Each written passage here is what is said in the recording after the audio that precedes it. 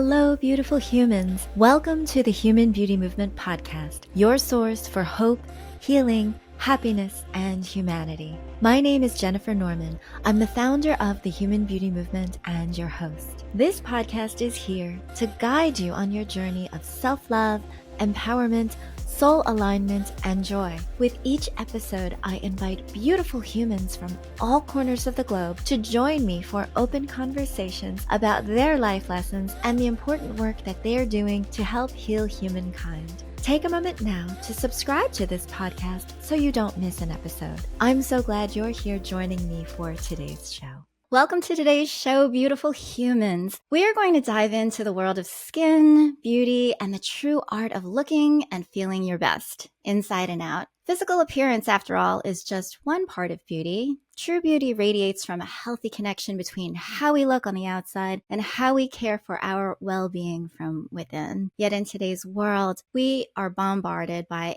endless skincare trends and conflicting advice that can leave us feeling totally confused. That's why I'm so thrilled to introduce today's guest, Dr. Mary Alice Mina. Dr. Mina is a Harvard-trained, double-board certified dermatologist and dermatologic surgeon with a passion for cutting through the noise in skincare. As the host of the Skin Real podcast, she offers real, expert-driven advice that emphasizes holistic, preventative skin health. With over 15 years of experience, she's well known for her precision and artistic eye, helping her patients not only achieve radiant skin, but also embrace true self-confidence. In today's episode, you'll learn from Dr. Mina's expert insights into skincare, busting myths and misinformation along the way. She'll provide practical tips to create a personalized skincare routine that's both effective and empowering, so you can stop wasting time and money on ineffective products. Listen in to gain clarity, confidence, and a fresh perspective on how to look and feel your best without the overwhelm. Before we begin, I'd like to emphasize that this podcast is for information and entertainment only. We don't offer medical advice, and we don't treat, prevent, or cure any disease. So please do seek confidential personal guidance from your own certified medical practitioner when it comes to specifics about your own health. And so now, without further ado, let us welcome Dr. Mina to the show. Welcome, Dr. Mina. Thank you so much for being here with us. Oh, thank you so much. That was an amazing intro. So you sound so profound, and it's because you are. Thank you so much for being my guest. I want to start off by asking you, what did interest you in dermatology and becoming a dermatologist and studying skin? Yeah, I get asked this question a lot, and I love dermatology so much. It's so much fun. I think a lot of people listening to this podcast are also interested in skin because it seems wherever I go, grocery store, someone's house, as soon as they find out I'm a dermatologist, they have so many questions. They're so excited to ask me. So I think it's just a love a lot of people have. But I used to be in the art world, and I used to be a ballet dancer. And I thought, that's what I'm going to do. That's going to be my career. And then when I was 21, I got injured. And also the reality hit me that I wasn't really going to be this prima ballerina at this amazing company and dance for 20 years. And I realized that it was probably time to find a new identity. And I had no idea what to do, but I knew I liked science and I knew I wanted to help people. And I thought I was too old to go to med school, but when I started looking into it, I realized actually I could do this. And I just kind of, once I made that decision, I also said, and I want to be a dermatologist. And that maybe is because I had seen dermatologists. I had acne when I was a kid, and it really made me self-conscious. And I also just remember growing up being fascinated with like a wart I had on my foot that I carefully over weeks and months removed, and a rash my sister had that would like change its shape and appearance. So I think I just love that visual aspect of dermatology. And yeah, it's been a great fit. It's been a lot of fun. And I still to this day could talk about skin all day long. And in fact, I do.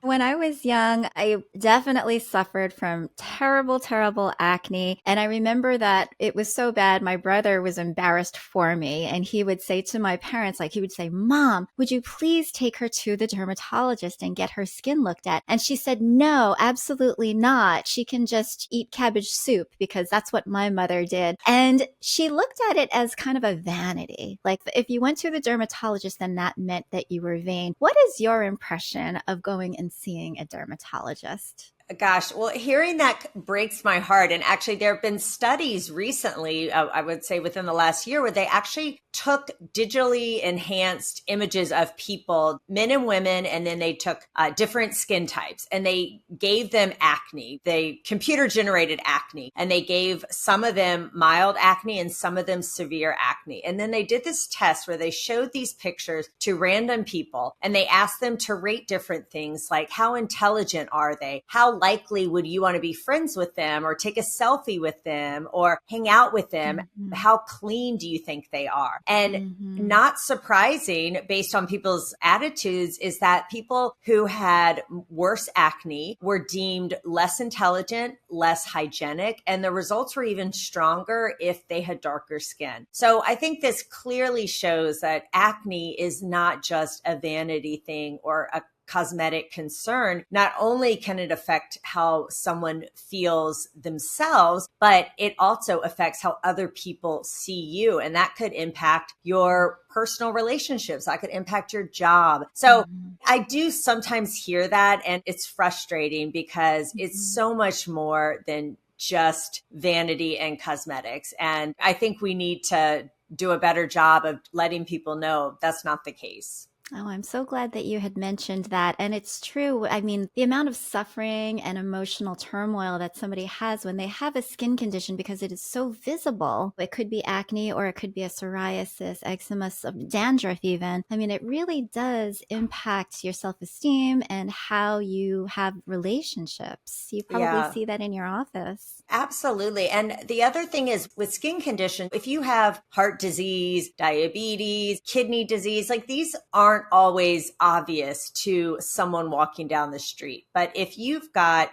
really bad psoriasis or really, I shouldn't say bad, but really widespread psoriasis or some other skin conditions, I just did an interview on my podcast with a woman with vitiligo. She normally has dark skin, but now she is about my complexion and she has a few patches, and she says she gets looks at all the time. People are like, what's going on? And people think maybe you're contagious or it's an infection. They don't want to touch you. So these can really impact someone their whole life. And so we can see these skin conditions. And I think that's why it's also equally important for people to get treatment and get help, because they're so visible. You can't hide it. Yeah. I'm glad you brought up vitiligo. I did have a wonderful woman on my podcast in season 1, and she became a model, which I was really so pleased about because it's almost like what was before considered a deficiency or something wrong with you became her point of differentiation and something that was very unique about her. But she was very open in expressing that sometimes she'll be walking down the street and random strangers will come up to her and say, I'm praying for you.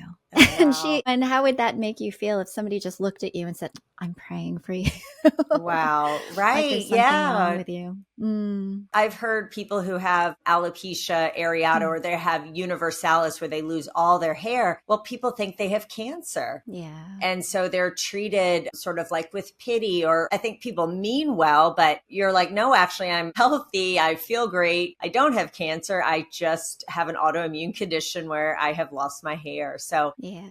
I love that there is more representation and that we do see people who maybe have alopecia totalis or vitiligo as models. I think that really helps. It absolutely does. I would love to talk about the fact that a lot of people are looking for quick fixes when it comes to their skin. They see a problem and they want a solution. What do you think is the best way overall for longevity for us to take care of our skin health? Yeah, well, I love to say that skin health is whole body health. So just like in life, right, there really are no quick fixes, right? If it sounds too good to be true, it probably is. Same thing with like your finances and education or whatever, right? There really are no quick fixes. So I would first say, if someone's promising you results overnight, do this simple thing and all your wrinkles will be gone, remove 10 years. Like, if it sounds too good to be true, it probably is. But really, the best thing you can do for your skin is to take care of your body. I mean, that's number 1, 2, and 3, because if you can buy all the expensive products in the world, you can get every laser and device out there. But if you are eating terribly, you're not sleeping, you're stressed out, you're drinking, you're smoking, you're doing all these things, you're abusing your body, your skin's not going to glow. It's not going to reflect that. And you're also not going to feel good about how you look either. So it's not like sexy. It's not like something I can package in a pill and sell to people, but really taking care of your body, especially if you are about longevity and you are about vitality, that's going to impact you so much more than any eye cream, neck cream, or device that you can have done. Yeah, really holistic, just taking care of your whole well-being, everything from getting enough water, sunlight, sleep, exercise, all of that. It's going to show up on your skin.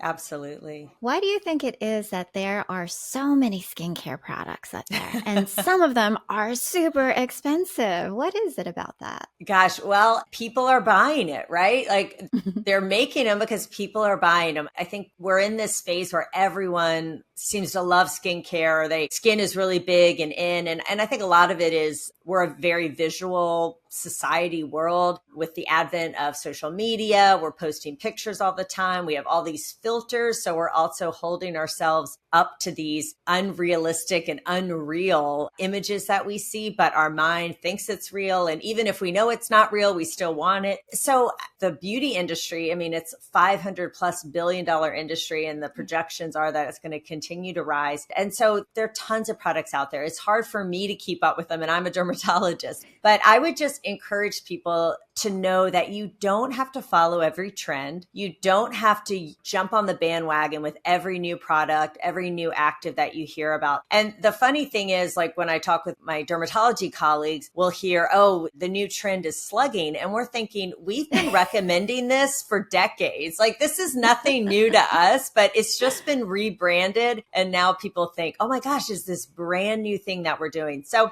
I would say, again, it's like fashion or food, right? It always seems like there's a new superfood that everyone's obsessed about and all that. So I would say take it with a grain of salt. My advice is, like, know what your skin really needs and then build your skincare habits and routine off of that. I'll give a quick story. I had a friend who wanted me to look through her skin. She wanted to tell me about what product she was using and get my advice. So she starts telling me all the stuff she's doing, and they're all products for someone who has acne. And I'm looking at her and she doesn't look like she has acne to me. And so I said, do you struggle with acne? She, oh no, I don't have acne. Like, well, why are you using all these products for acne? And she didn't even know they were for acne. She had just heard about them and she thought she should be using them.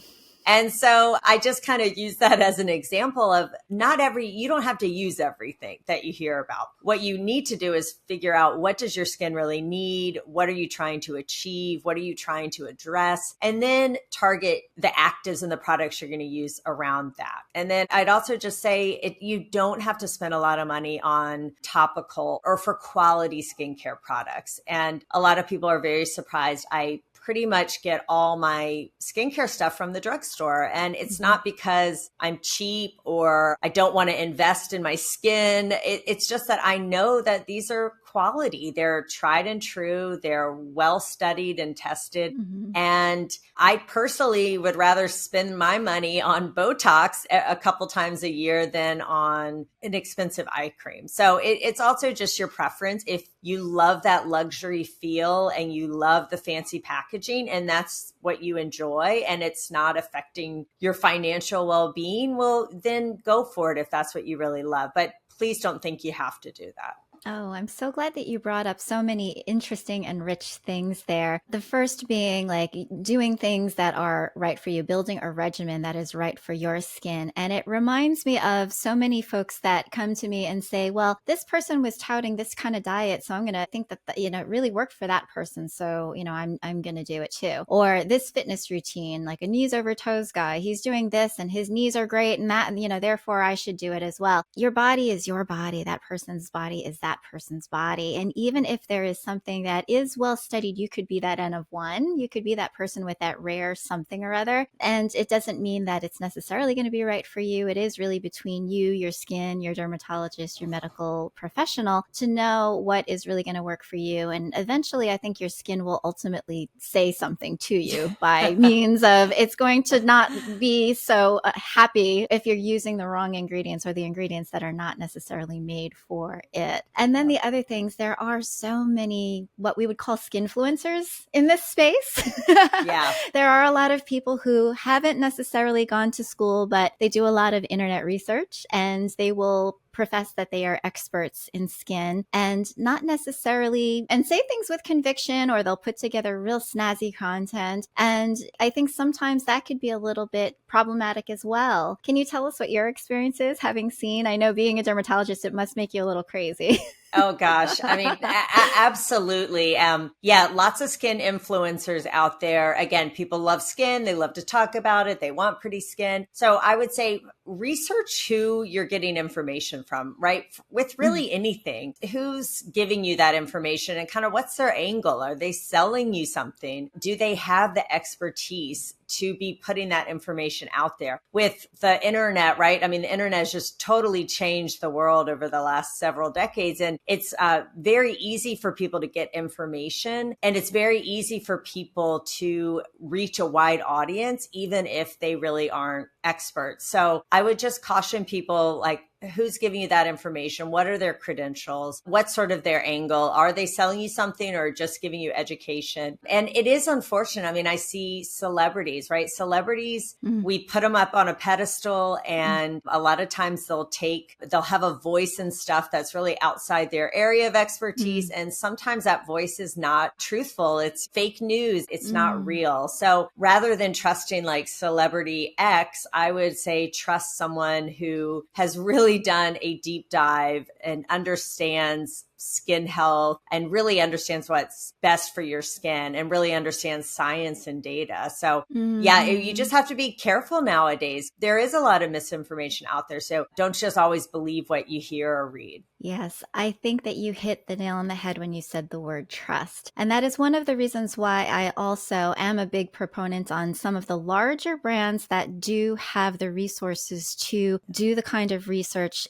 and put the kind of quality in that we would hope to have in our products and then sell it to the masses. I've worked for a number of different companies in the drugstore space as well as in the luxury space. And as we are talking about different products here, we also want to just kind of pull back the veil and let you know some secrets, which are that a lot of the luxury brands, a lot of the money that you're spending for goes into the packaging, not necessarily the actual thing that is touching your face and that is going on your face. It's really something where a lot of people are embracing the ego side. You're looking for that bit of luxury. You're looking for that elevation of attitude. And so that is where the money necessarily will be going to, perhaps not necessarily into the research and the science. But a lot of the other brands that are at the drugstore level, they'll strip back on the fanciness of the packaging and actually put the dollars into the research and into ensuring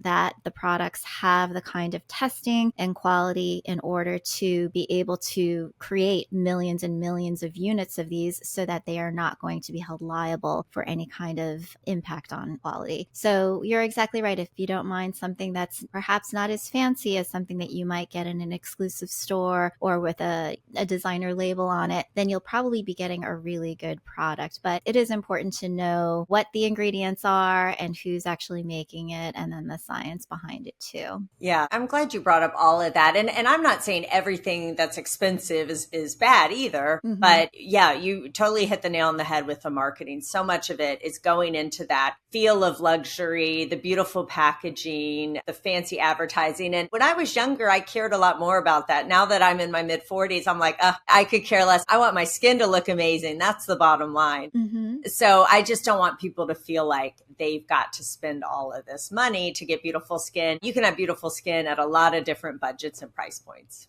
Yeah. Another thing that I want to mention about that too is these days there's all sorts of new brands coming out, which is really exciting, but it can also be a bit confusing and overwhelming. And having launched a lot of brands myself in the past. What happens when you're smaller is that you can't necessarily run millions and millions of you. You just don't have that understanding of what your market size is going to be yet. And so you're going to do small batches. Well, if you're doing small batches, you don't have economies of scale yet. You're going to have to pay more for those units of products than if you are a larger company. Also, when you are a smaller company, you may not be able to afford to do all of the kinds of testing, for example, even micro testing to make sure there's no bacteria growing in your formula, or stability to make sure that it actually will be shelf stable over 2 to 5 years. Those sorts of tests become important when you're talking about the effectiveness and the long lastingness and the safety, frankly, of some of your formulas. Yeah, I mean, absolutely. I'm surprised more people don't talk about this. Like, we talk about a lot of preservatives and these sort of theoretical risk and maybe risk in rat models. But if you are using a product that is not even being tested to make sure bacteria, mold is growing in that, I mean, that to me is a huge safety concern. So I am glad you brought that up, because safety really, it should be top of list for importance when purchasing skincare. Exactly. And I can't tell you how many products are on the market that have not been micro tested, safety tested, irritation tested. I mean, a lot of new product launches that we see out there from smaller brands probably don't have that kind of rigor associated with them just yet. I'm not making a blanket statement, but it's very, very common because people want to get to market really, really fast. And by the way, stability tests take a really long time to do, and no one has patience anymore. So sometimes they feel like it's worth the risk. Wow. That's kind of scary, but that's good insider info to share. It is. Let's talk about what people particularly need from skincare products. Can you go over some of the basics of some of the steps that you often recommend to just like lay the groundwork in terms of a basic regimen? So really, your most basic regimen can be 3 steps, and it can be pretty darn simple. Everyone needs a cleanser. So I used to wash my face twice a day, morning and night. As I'm getting older, I just splash water on my face in the morning. And I do think it's non-negotiable, though, to wash your face at the end of your day, which for most people is during the day, right? If you work night shift, you flip this. But at the end of being awake all day, you should wash your face, because you want to get off all the oil, the dead skin cells, the dirt, grime from the day, makeup if you wear makeup, any products you've had on. You do want to wash your face before you go to bed. So I would say that's a step not to skip, even if you're tired. It's like brushing your teeth. Just do it, okay? A gentle cleanser is all you need. You don't need necessarily a different cleanser for your face than your body. If you have dry skin or it's wintertime, you may want to select something that's a little creamier and maybe formulated for drier skin. And then if you tend to have more oily or acne-prone skin, you may want to look for something more formulated for that type of skin. I'm sort of gotten into recently oil-based cleansers for removing my eye makeup. I used to just always leave black marks on my towel because I was too lazy to wipe them off, and I didn't want to buy makeup wipes and everything. But this is a nice little hack, is just use a little oil-based cleanser if you have makeup on or water-resistant sunscreen. Clean first with that and then use your second cleanser. And that's a great way to remove makeup or face paint if your kids were doing face paint or something. Halloween makeup, since that's coming up. Yeah. That's number 1. Number 2 is a moisturizer. So most of our body is water. A lot of our skin cells are full of water, and we want to keep our skin barrier hydrated because that's our protective layer covering all the rest of our body. And so you can't just dry it out. Even people with the most oily skin still need to think about moisturizing. If you have oily skin, you're going to want to go with more of like a lotion, something lighter, something that's non-comedogenic, meaning it won't clog your pores. And then if you're someone who is more eczema prone skin or really dry or sensitive skin, you want something thicker, more of like a cream, something that might come in a tub can be really helpful. So moisturizing is number 2. And then number 3, a must, is sun protection. protection. And the one way to do that is sunscreen. And I really recommend this. And I think most dermatologists do year round, no matter what complexion you are. We get more sun than we realize. And the sun is wonderful. I mean, plants require it. It makes us feel good. So you can still be outside. You can still enjoy your activities, but just be smart and wear sunscreen to protect your skin from UV radiation that builds up over your lifetime. So those are really like the basic 3 steps that are really must-haves for anyone. Thank you so much for that. I'd love to talk about some ingredients because in the past, I know that there was a whole lot of trend moving towards all these fancy ingredients, especially going into cleansers, only for me to discover they were being washed down the drain because nothing is being kept on your skin. Like if you're putting peptides or gold flecks or anything like that, like if there's anything that you're thinking about spending money on, it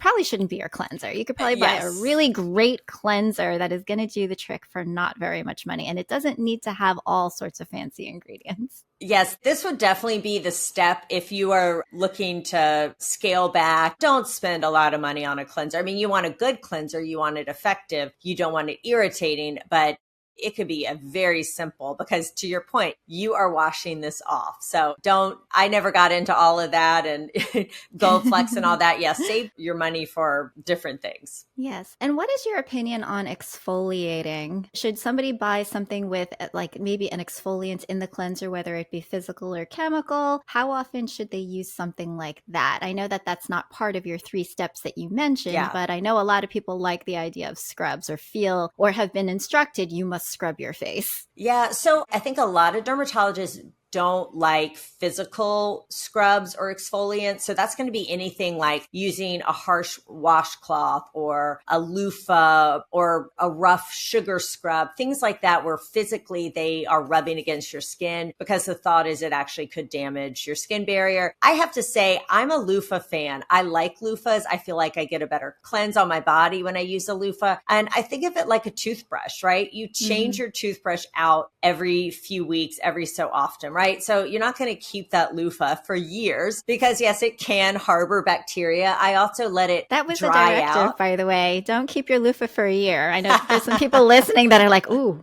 I kept my loofah for a year. Yeah. So I think that's what some people have a concern about, but I actually do like having either a washcloth or a loofah. I just feel like I can clean my skin better. On my face, I use this little silicone, I don't know, like flat Like a pad. scrubby? Exactly. It's super, super gentle. It's not a rough brush that's going back and forth. But again, I just find it cleanses a little bit better for me. So I'm not against physical exfoliants. You just have to be careful it's not damaging your skin barrier. And exfoliants are wonderful. I think sometimes people overdo it. I tend to let my retinoid exfoliate me because I sort of treat to flaking, but certainly alpha hydroxy acids are great. You don't want to do them every day, but maybe once a week. I think in the wintertime that can help brighten the skin up when our skin gets a little dull.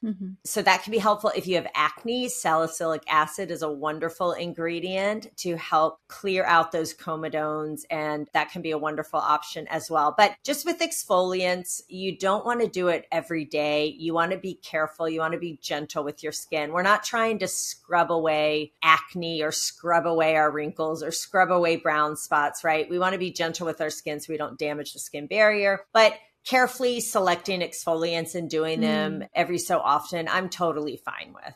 Yeah, there are a whole lot of glycolic cleansers out there, those sorts of things, which are chemical exfoliants to your point. And some will believe that they help to remove the dead skin cells, all the excess stuff on your face, so that the steps that you're doing afterwards, whether it be treatments or moisture, will penetrate better. Would that be true, or is that a myth? It is No, true. no, that is true. Yeah. So our skin exfoliates itself naturally about every 3 weeks. It does slow down as we get older. And for some people, their bodies do not exfoliate as well. But again, I don't think you need to do an exfoliant cleanser every single day. I think that's going to be too, unless you have very severe acne, I think that's going to be too harsh on your skin. But sure, do a glycolic once a week, maybe use some little pads or a peel, something like that about once a week. I think it's a good option. Just don't overdo it because our body already knows how to exfoliate. But this is just giving it like a little boost every so often. And yes, absolutely, it will help your other actives be more effective.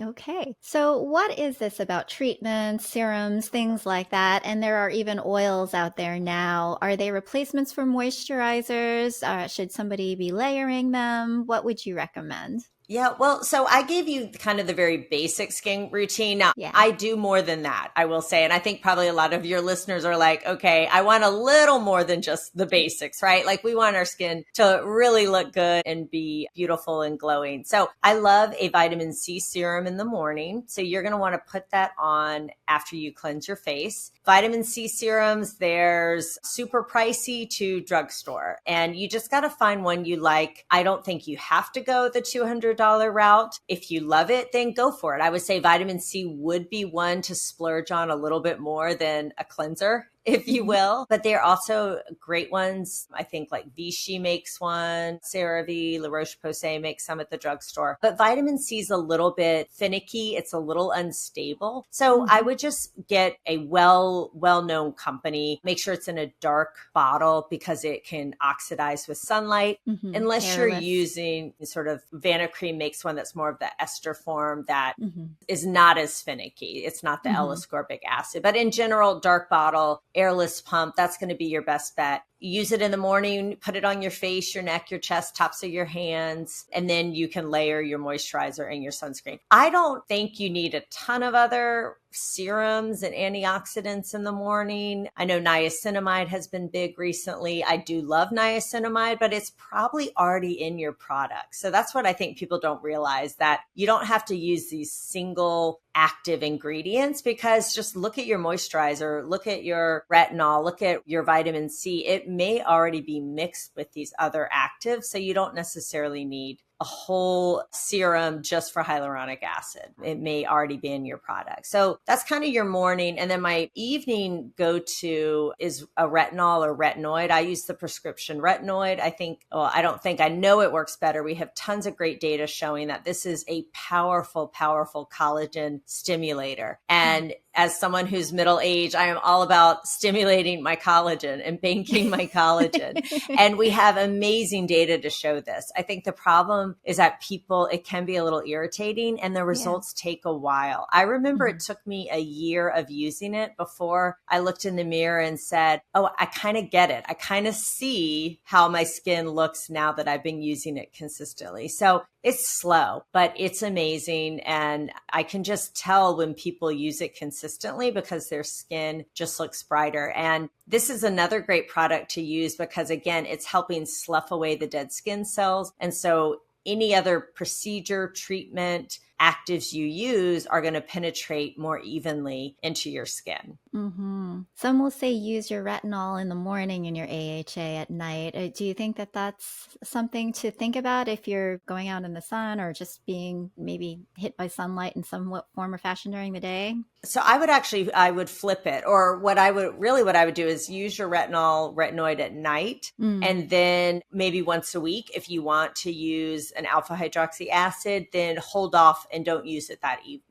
So take a break. I wouldn't exfoliate and also use my retinoid on the same day. That might be too irritating. Too much. Yeah. And one thing to know, which I learned after working for a company that was big on retinol products, please do not use it when you're pregnant. It is actually, you can use other things, but retinol is a no-no if you are expecting a baby or if you plan to get pregnant. So definitely talk to your medical practitioner about ingredients and talk even, about the things that are in your skincare, because sometimes the ingredients that go into your skin get into your bloodstream. Some don't. Some can't penetrate like that, but some can. The reason that we say that is because we know a certain vitamin A derivative, isotretinoin, which is Accutane, is absolutely a big no-no, can cause severe birth defects. And tretinoin or retinoids are the topical version. And no one's going to do studies in pregnant women, but we do know in one version of it, tazarotene, that it is considered category X. And so we just extrapolate that to say no retinoids when you're pregnant. Studies have shown it's okay when you're breastfeeding. So that's good news. But if you you are trying to conceive, then just take a pause on it. Talk to your dermatologist. There are other safe ingredients that you can use. Excellent. Excellent. As far as ingredients that go into a moisturizer, are there any that you would recommend looking for? And then ones that you would say, these aren't really so great for your skin? Like some people are like, swear, do they just put coconut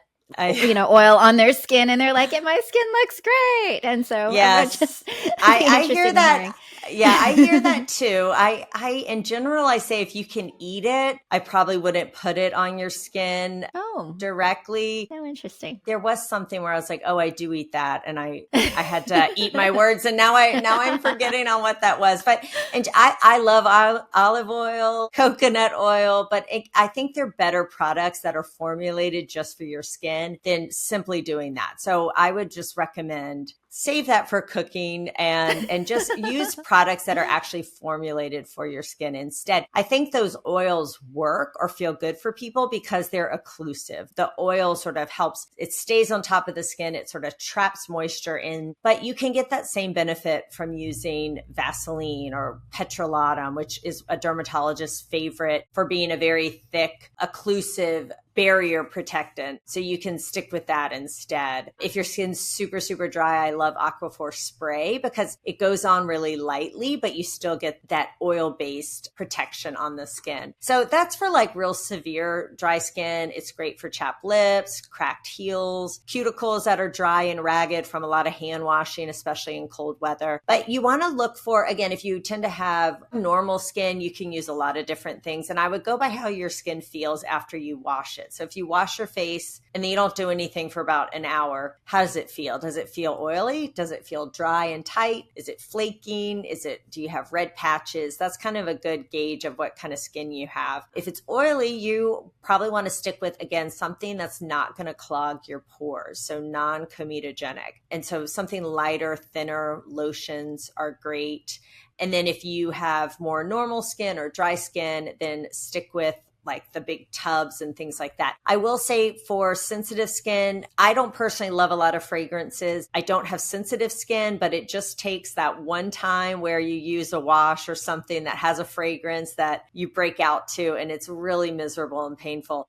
So in general, especially if you have sensitive skin, I would avoid fragrances. Stick with like your perfume for your fragrance. Some of the products, like I like CeraVe has a lot of ceramides in their moisturizers, which I think absorb really nicely. La Roche-Posay has a Cicaplast line that has dimethicone in it, which is like a silicone. And so that gives a really nice soft feel on the skin, which I think is really nice. But same thing with sunscreens. It's so personal. You have to just a lot of times just try things out and see how it feels. I know a lot of my staff like Neutrogena's Hydro Boost gel because it feels really light on the skin. And so they like that as well. So I would say play around, but if you tend to have really dry, sensitive skin, go with more of the thicker, heavier products. And then if you tend to be more oily or acne prone, you're going to go with a lighter, thinner product. Some folks that are acneic think that they can't put any oil on their skin. Yeah. Do you think that that's true? Like, is that better for them to just stay away from even oil in their moisturizers? I would probably avoid oil in my moisturizer, but you don't need to avoid moisturizers, period. But I would probably avoid oil. That I think would be more likely to clog your pores and worsen your acne. So again, I would look for something really formulated for acne prone skin that says that it won't clog your pores. But unfortunately, a lot of the oils will, so I would avoid those. Mm-hmm. There seems to be a bit of a conflict between the trend of naturals and the trend of science-based. And then there's some where it says the two can join and it's like naturally based, scientifically proven products and formulations, which is very interesting because I think that there's more consumer interest and demand for natural products and it goes beyond cruelty-free and vegan. But certainly the whole mishigosh about parabens probably kicked it all off, didn't it? Yeah.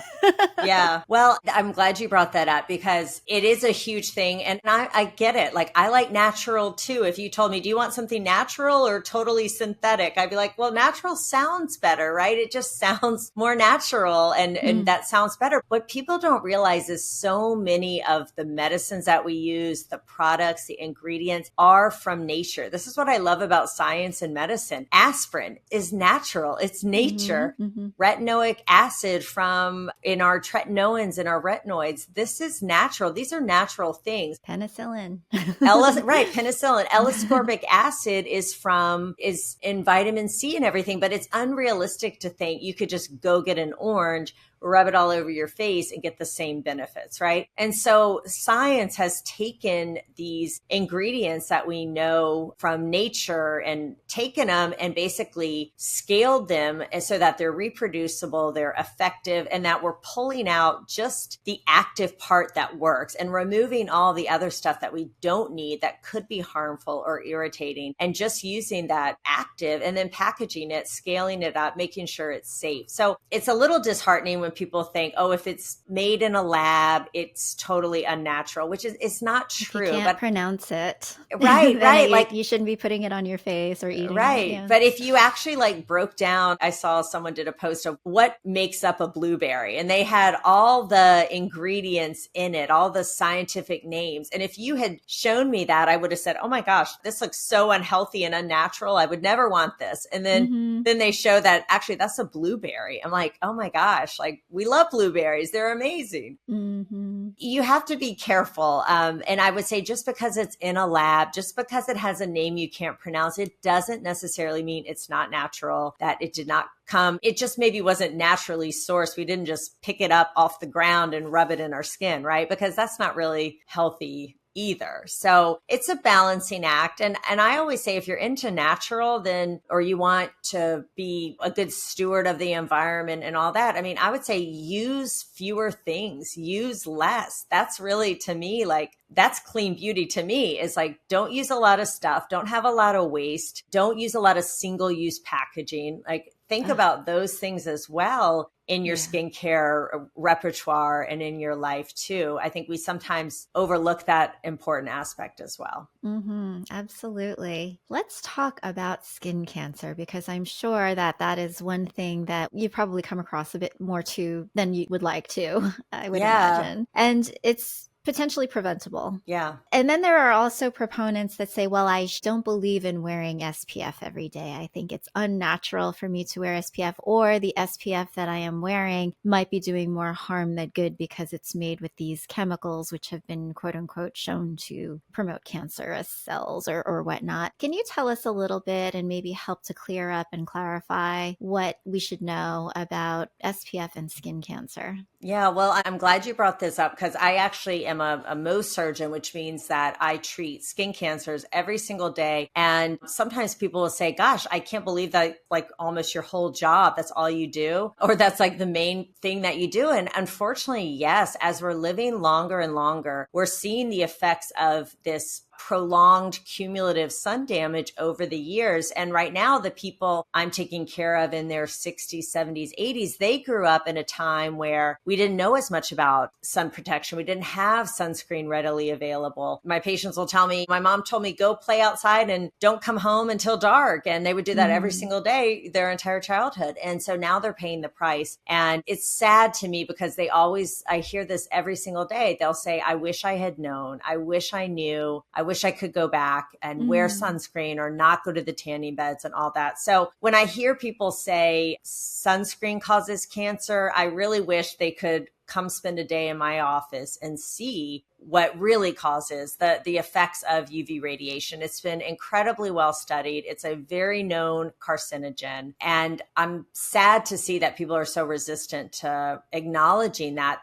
yes, the sun has many amazing benefits. And even in dermatology, we will harness very narrow focused parts of the electromagnetic spectrum to help with certain conditions that need the immune system tampered down. But we do know that with repeated exposure to the sun, especially unprotected, that we have mutations in our DNA that our body tries to repair, but with enough assault enough damage, our body can't do it. And then that's when skin cancer develops. And I think one thing that surprises a lot of people listening, they've probably heard of melanoma. And I get this a lot too. They say, oh, melanoma, that's the bad one. And I just have a basal cell, or I just have a squamous cell. I don't have the bad one. And you can tell me if you know this, actually, squamous cell carcinomas kill twice as many people in the US than melanoma. And for most people, they've never heard of squamous cell carcinoma. So I think that's where we need to do a better job, like letting people know that people have heard of melanoma, but people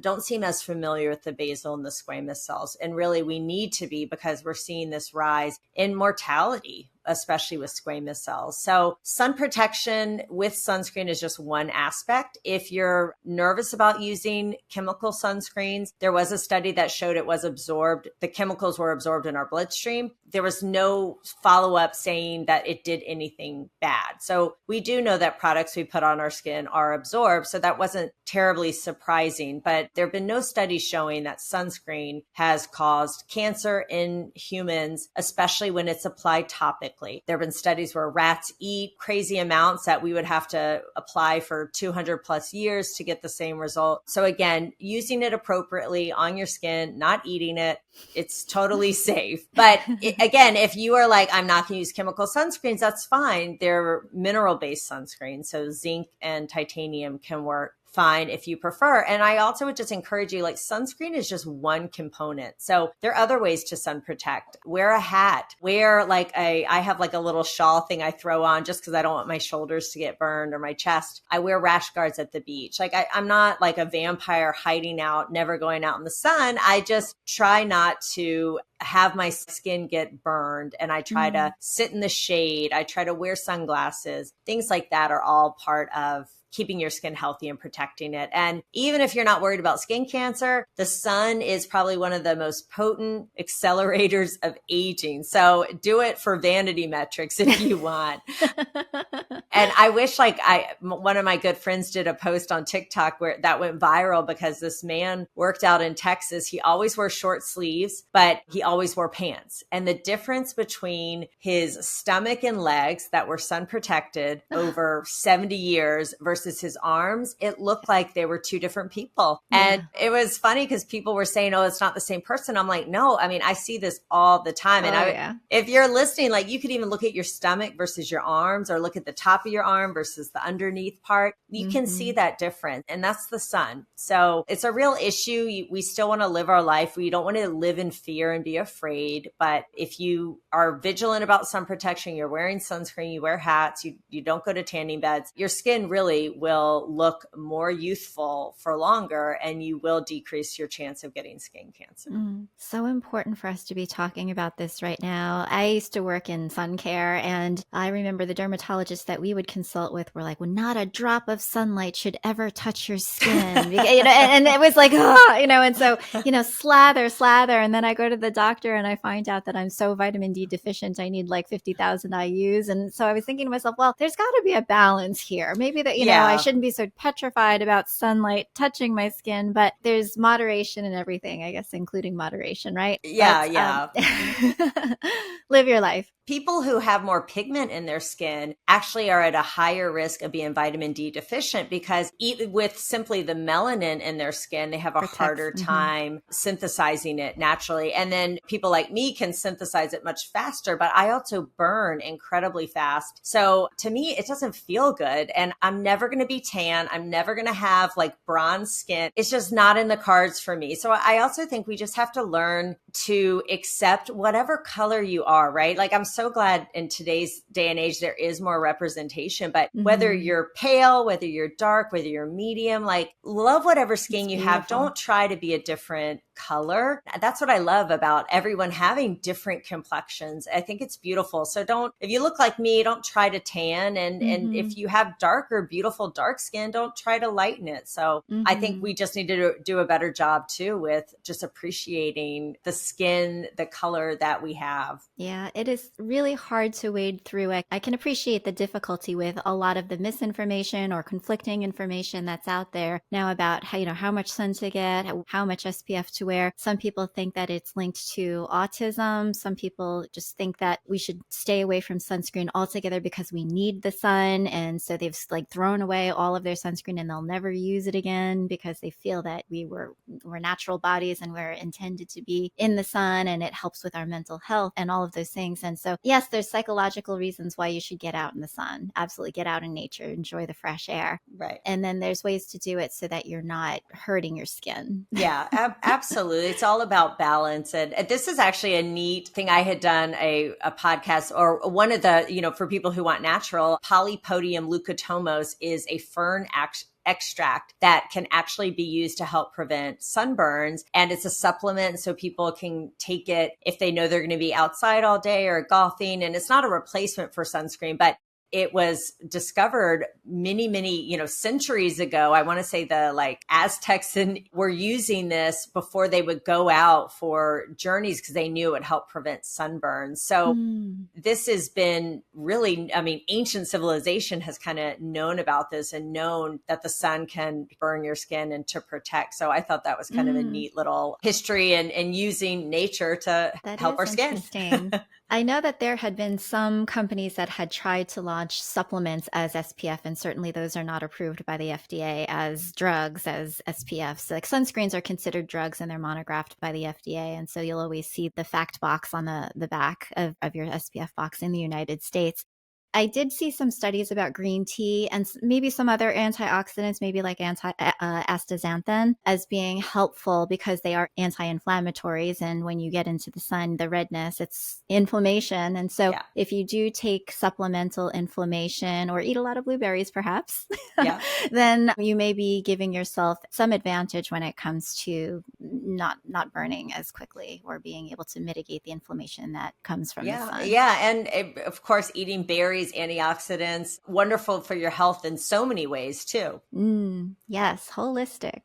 Yeah. What can you do, or what do you do to encourage patients, to encourage people to embrace every stage of life? Because certainly I know a lot of people go to the dermatologist because they're like, my skin is sagging, I'm showing hyperpigmentation, the wrinkles are coming in, and I want to look youthful again. And they just feel sad about the aging process causing the reflection to look like somebody that they don't recognize anymore. Yeah, gosh. I'm sort of like living it right now as I'm in that generation, or my peer group are noticing these changes. There was a study, and it wasn't Nature, but it was published in the Wall Street Journal, about there being sort of two pivotal points in aging, and one was 44 and one was 60. So if you are in those ages and you feel like your skin is changing or your appearance is changing, you're not going crazy. The first step I do is I give someone a mirror and I ask them to sort of explain to me what they're bothered by, what they're seeing, because sometimes, a lot of times, what they see, I don't see.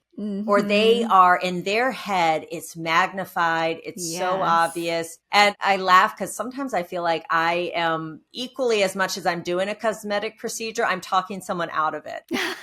I had a woman yesterday in her 70s, and she has a lot of sun damage and precancer. She's had a lot of skin cancers. And she was just saying, my bags under my eyes are just bothering me so much. And I was like, honestly, I do not see the bags. Like, I do not see them. I'm not going to put filler under there. That's not something she sees it. So sometimes you need that another person, an objective person, to tell you that's not an issue. And so I use that time to go over, well, I don't think that's the issue. Maybe this could use some help, or I give them sort of my true assessment of what they could benefit from and not. But it is funny, not funny, when sometimes what people fixate on, and they're so hard on themselves so I would just say, give yourself some grace, right? Like, we are the harshest critic of ourselves. You're probably looking in a magnifying mirror. You don't need to be doing that. You don't need to see your pores that close up. But if there is something bothering you, or you're thinking about, again, okay, I'm midlife now, I want to keep looking as good as I can. What can I do? I mean, see your dermatologist, see someone who's not afraid to tell you no. There's so many people out there who will treat you or do whatever device they have. And so again, that may not be the right thing for you. So I always think seeing a dermatologist can save you a lot of time and money, because they can sort of create this like long-term plan with you. Not everything needs to be fixed overnight. Usually the first thing I like to help someone with is their complexion, because I feel like if we can even your complexion out, everything looks better. Those fine lines don't look as noticeable. You feel like the bags under your eyes got better. That to me is just number 1, 2, and 3. Like, make the canvas beautiful, even, make the texture lovely, and everything else seems to look better. And I would just encourage people, there's so many things we can do, but to have realistic expectations. We're not trying to totally make you look 25 again. It's okay to look 45. It's okay to look 55, but you want to feel vibrant and feel good about yourself. But we don't necessarily have to stamp out every line, every sign that you are getting older, because it's just different now. And